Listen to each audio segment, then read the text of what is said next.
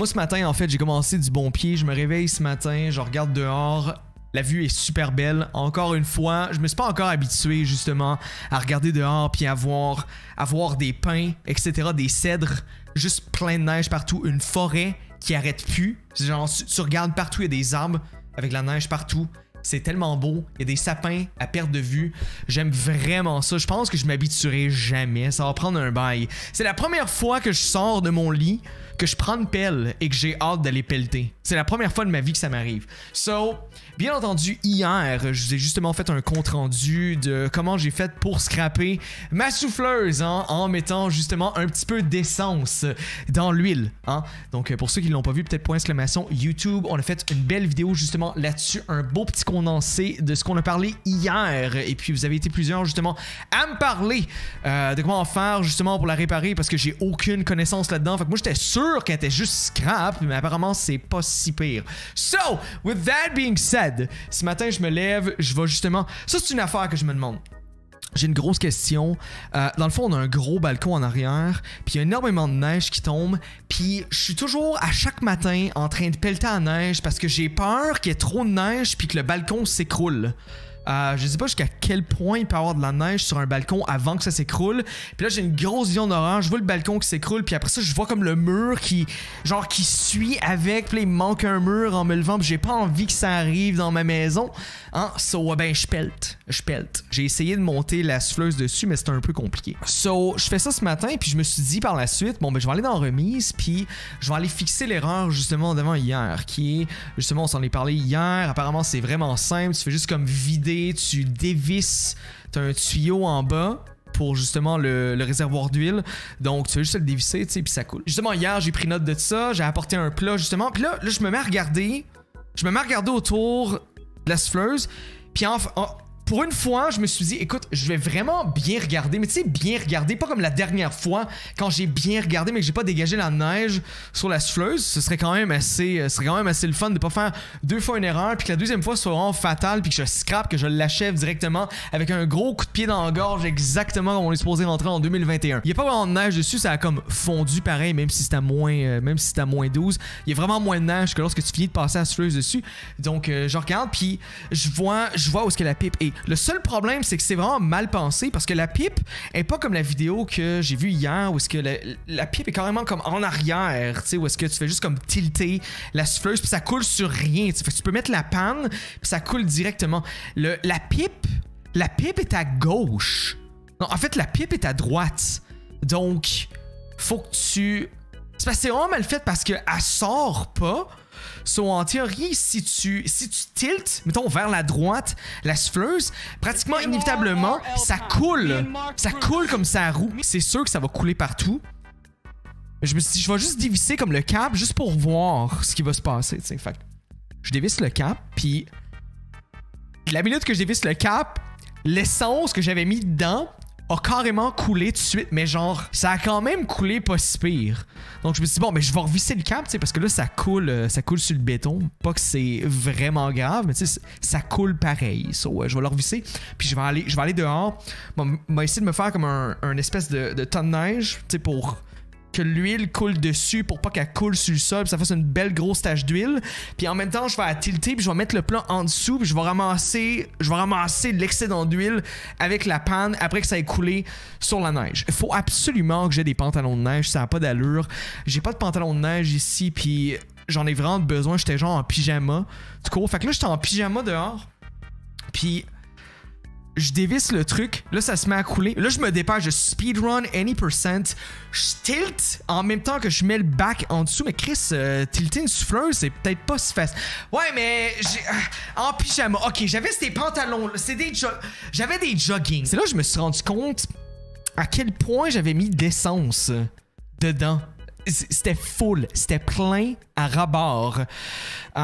Donc je vide ça, y a pas de problème. On finit ça, puis je rentre la souffleuse, puis pour la souffleuse, ça s'arrête là. Demain, on va aller voir pour le filtre. On va aller chez Canadian Tire.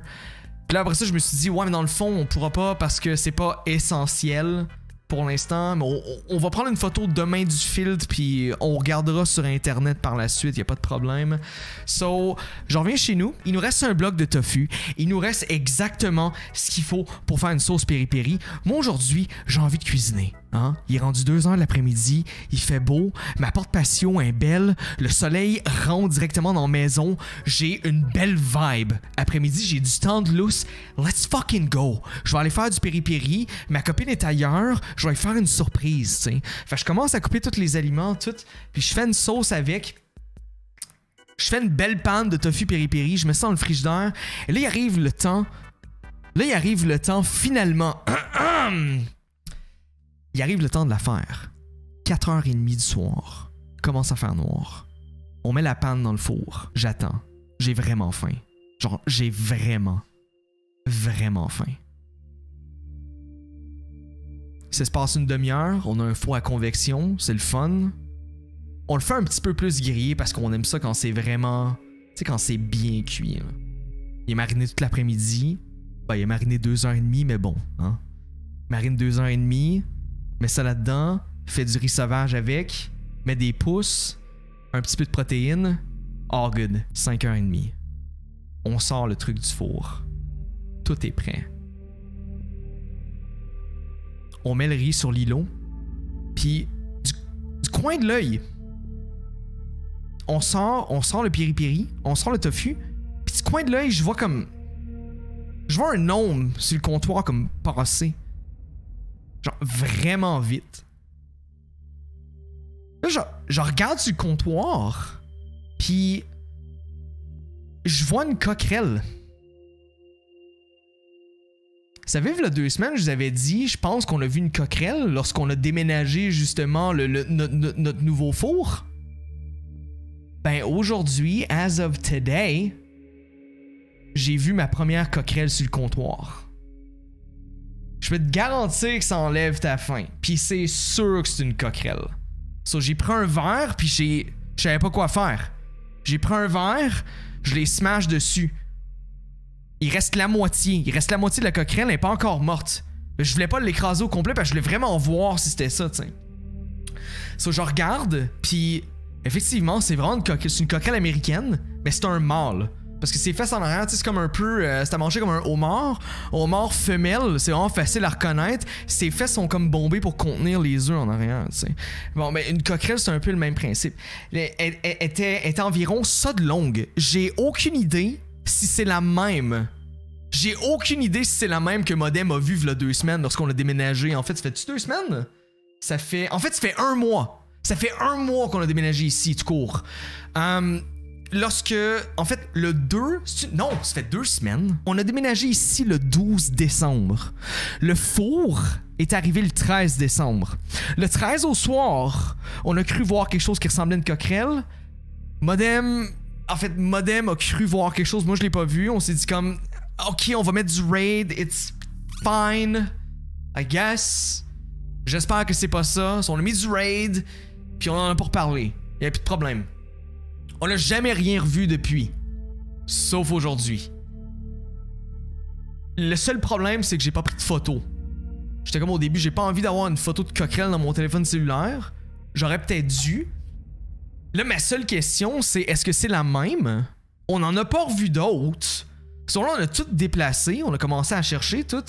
T'essaieras de manger quand tu viens de voir une coquerelle chez vous dans ta cuisine. On commence à regarder partout, je déplace le frigo, il y a pas l'air d'avoir d'œufs, il y a pas l'air d'avoir apparemment il y a des apparemment ça fait comme des excréments, on dirait des taches de café, il y a pas vraiment l'air d'avoir de taches, tout a l'air fucking clean. Tout a l'air clean partout. Là, on se met à chercher sur internet, apparemment ça vit 1 an. J'espère que c'est la même. Parce que là, on va peut-être avoir un problème de coquerelle. En 3 semaines, t'en aurais déjà plein si t'en avais eu plus qu'une. Tu penses? Elle était pas... Ben, elle était pas petite, écoute. Mon autofocus, c'est... Ok, ouais. Elle était genre... Tu sais, c'est comme 1 centimètre écart-ish de long. Ish. So...